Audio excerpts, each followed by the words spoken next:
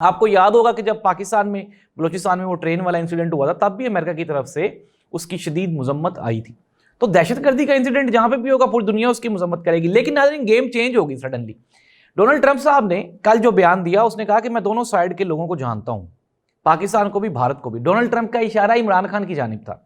और अब मैं आपको ब्रेकिंग न्यूज दे रहा हूं, सबसे बड़ी खबर यह है कि 4 रिटायर्ड फौजियों की इमरान खान से मुलाकात, फिर उसके बाद एक इंटरनेशनल एलची की इमरान खान से मुलाकात, फिर उसके बाद मैं आपको एक और बड़ी खबर दे रहा हूं कि फौज में से ही अब ये आवाज उठना शुरू हो गई है कि इमरान खान को इस मौका पर हर हाल में असेंबली में मौजूद होना चाहिए था, या कम अज कम बनी गाला में मौजूद होना चाहिए था।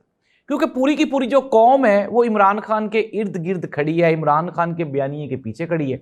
अब जो मौजूदा हुकूमत है, अगर हम ख्वाजा आसिफ साहब की बात करें, अब ख्वाजा आसिफ साहब ने ही जो एक बयान दिया जंग के बारे में, उसने ही हमारी नैया डबो दी।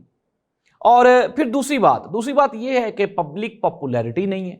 ये जब वुज़रा सारे बैठते हैं, तो जब ये पोस्ट कहीं पे सोशल मीडिया पे जाती है, तो बजाय इसके कि वो हमारा बयानिया जोर पकड़े, स्ट्रेंथन हो, वो हमारे नीचे जो है वो लोग मीम्स बनाना शुरू कर देते हैं, मजाक करना शुरू कर देते हैं। ख्वाजा आसिफ साहब पे मीम्स बनना शुरू हो जाती हैं, शहबाज शरीफ साहब पे मीम्स बनना शुरू हो जाती हैं, फिर उसके बाद अता तारड़ साहब है। अब ये नाम सुन के ही बंदे को हासा निकल जाता है बंदे का।